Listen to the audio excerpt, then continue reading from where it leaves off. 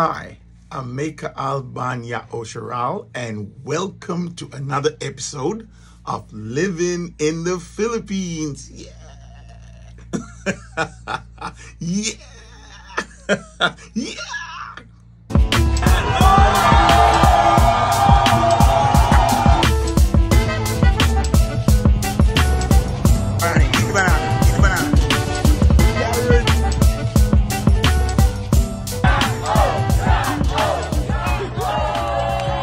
In my first episode, I promised to give you step-by-step information on how to prepare yourself if you're leaving from a first world country to the Philippines or any third world country, what the do's and the don'ts are.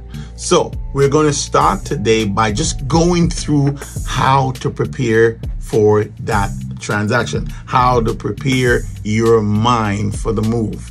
Well, you must understand, ladies and gentlemen, that whatever decision you've made to move to the Philippines or to move to a third world countries, there are some things that you need to know, and you must do your due diligence. In due diligence, I'm talking about studies. You can't just pack up your stuff and just decide, I'm going to go to a foreign countries. You need to learn about the country. You need to learn about its people. You need to learn about its government. You need to learn about its dollars, its currencies. You need to know a lot about the country, the area you're going to stay in, the do's and the don'ts. You need to understand the laws, how they treat foreigners, etc., etc. All this is important to getting your mind ready for your departure. This includes planning. Oh, I can't tell you enough. This includes planning. You must know what you're getting into. You must understand it, because it's not like where you're from. The country where you're from, for me, from the United States, right? You know, when I was coming to the United States, I came by way of Jamaica. I'm Jamaican. I was born in Jamaica. I was born in Jamaica. Right? So when I came here, I was kind of prepared. When I came to the United States, I was kind of prepared because I had families that was here. My mother, my grandmother's cousins, friends. I had people that was here, and I kind of, you watch a lot of American movies, so you kind of like see the place. As a matter of fact, when I was coming to America, we were going to live on Park Place. Park Place. Now, if you know anything about Monopoly, we say Monopoly back home. If you know anything about Monopoly, Park Place is one of the richest plot on the Monopoly. So when I heard Park Place, I thought we were gonna live. We hit the jackpot. We were gonna live in near that was rich, until we realized, no, that's not what it is. So learning and understanding about where you're going to live is very, very important. Which part of the city you're going to live is very, very important. If you have children, and then you're going to send them to school, you want to know all these things, where you're going to live. You want to do your due diligence. That's that right? Due diligence. So let's start with planning. All right, let's start with planning. How are you planning? For instance, savings. Cash is king. Let me say this. If I can put something in your brain, and if you take nothing away from this episode, I want you to take this away. Cash is king.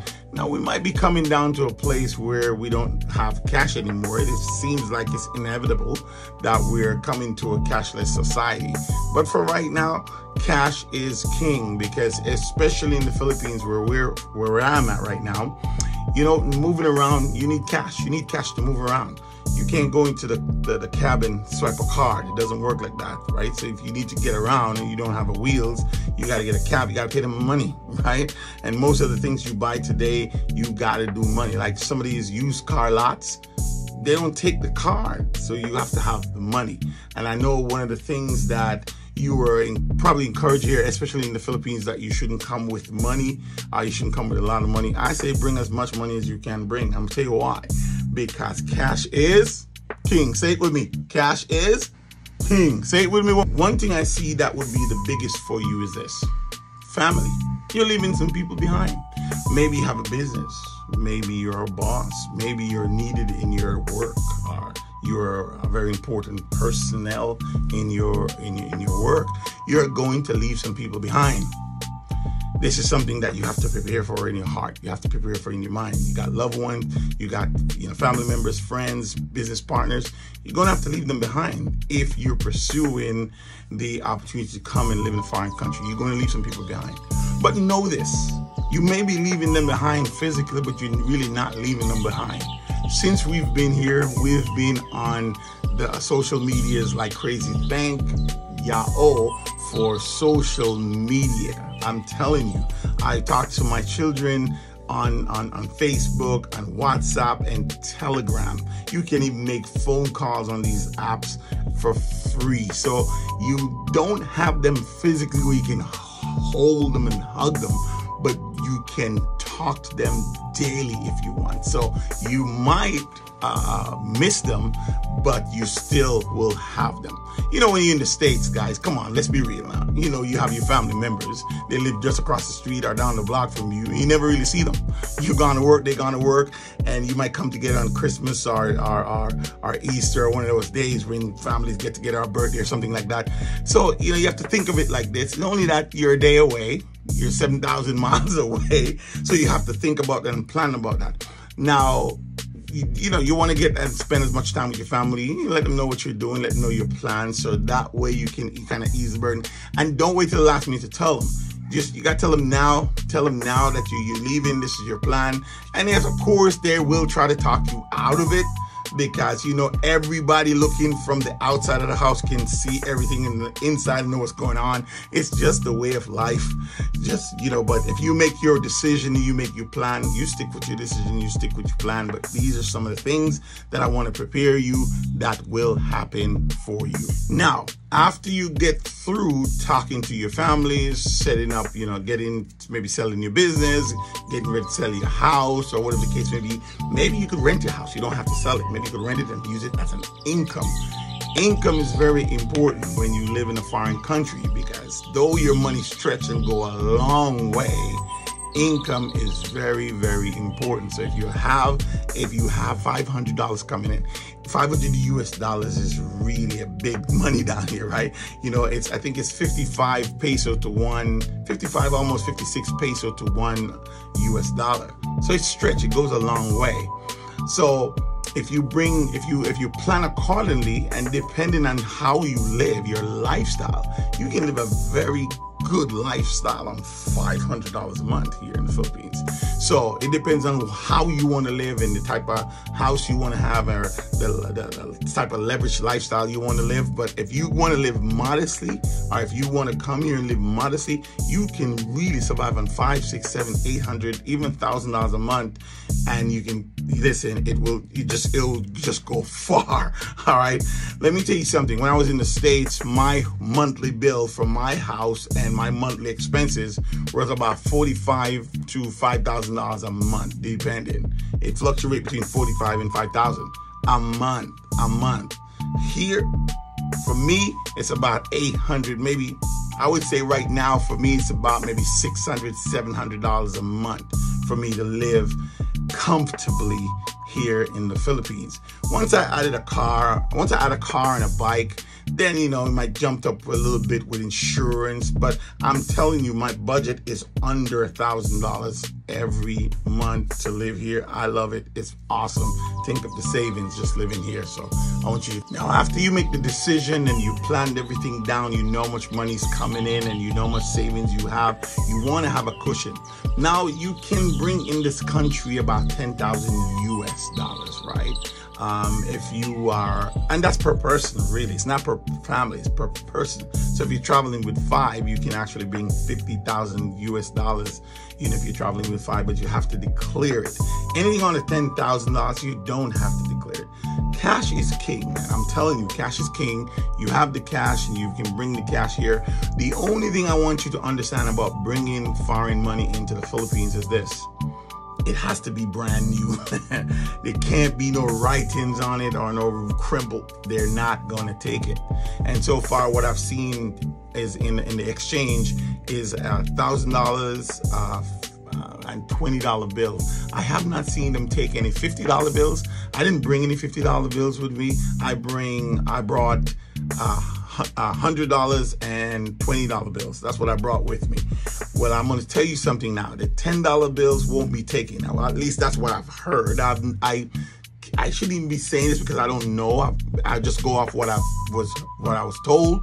And I actually put all my $10 and my $5 and my $1 away. I packed it away for a rainy day. But I should try this and then get back to you. But I would say to you, bring $100 bills, bring $20 bills. Just make sure that they're crisp. Try not to fold them. Try not to crumble them. Make sure they're crisp. And you can change this at the foreign exchange. Lastly for this episode, once you make the decision, you talk to your families and friends, you decide to sell everything and you're going to make that move, you have a mindset that there's no return, that you're not coming here to go back. There's no plan B. You're coming here to start your life. You're coming here to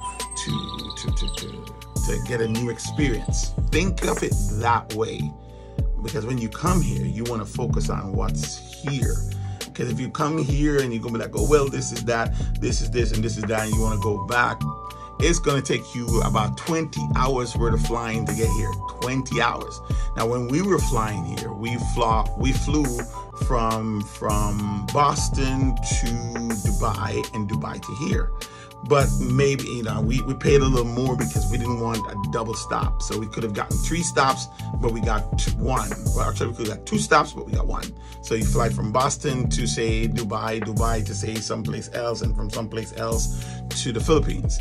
We just wanted 1 stop. We wanted to go from Boston to Dubai and Dubai to here. Now, that was the first flight was about, if I remember correctly, it's about 12 hours, 12, maybe 13 hours of flight. That's non-stop. It was beautiful. The food was good. We fly the Emirates airline. It was really good. So it's 12 hours. So prepare your mind to be in the air for about 12 hours. That's the first flight. The second flight for us was about 9 hours. So with a 7-hour layover. We got a 7-hour layover in Dubai. Now, if you're getting a layover in Dubai, you must understand something. Dubai is very expensive. Regardless of what people tell you, it's expensive. We wanted a place to freshen up, so we went into the hotel, into the lounge area. We paid $350 for a night, right there in the hotel. Maybe if we had gone out, it probably would have been cheaper, but I'm telling you what we paid. We paid $350 for 1 night. It wasn't even a full night, it was a couple hours, because once you get out of the airport, we get into a shuttle. The airport is huge, man. I'm telling you, it's one of the biggest I've seen. And we got out of the airport, and then we were shuttled to where our plane would be, and then that's where the lounge was. And we spent so we got there, say 7, 8, 9. Yeah, so by the time we got out of the airport and shuttled to where we were going to be, that was about an hour. And so we can literally say we spent about maybe 3.5 hours, maybe 4 hours in the hotel for about almost $400. All right, so plan accordingly. If you can book those rest area, hotel, if you can book those in the state before you come, that would be best for you, because then you might pay a little bit more. And even for your suitcase, you can bring more than 1 suitcase depending on the flight. It was 3 of us, we brought about 13 suitcases. All right, and you pay a little extra for it. With the flight that we had and the promotion that we had, we were able to bring 2 suitcases and 1 carry-on. 2 suitcases and 1 carry-on. Got to be 50 pounds. Anything over 50 pounds for the suitcase, you're gonna pay a heavy dividend. So try to make sure it's in 50. Bring extra like a duffel bag, just in case you're over, because trust me, it's better to put another bag than to pay that extra money. Also, you can call beforehand. You can get onto the plane. You can say, I want to bring XYZ amount of luggage, and you'll get a greater discount than you would if you just show up with extra luggage.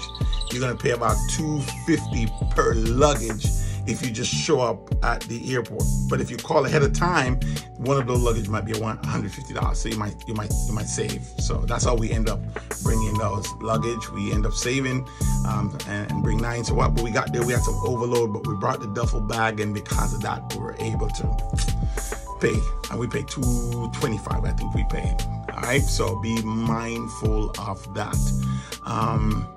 Outside of that, that's all I have for you right now. I'm going to talk to you about from the airport what you are to prepare for in terms of the things that you have to, the forms that you have to fill out, and so on and so forth. So stick with me through the next episode of Living in the Philippines. We're going to talk about what you need to prepare for going forward. So make sure all of which I just, divulged to you, make sure those things are on point. And make sure you tell your bank you're coming over here, because they will stop you. But the good thing with the app now, they send you a message and they said if that's you, and you said yes, and your transaction go. But we prepare our bank in advance.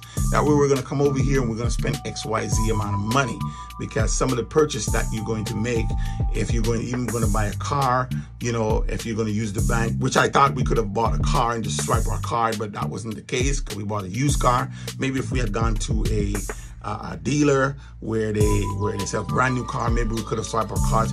But you want to keep your bank informed to the transaction you're making, especially if you're making over any transaction over $3,000. All right, so until next time, I'm Maker Albania Osharal. Thank you so much for joining me. Don't forget to like and share. Don't forget to subscribe and hit the notification button for more videos like this. And do me a favor, tell a friend. Thank you.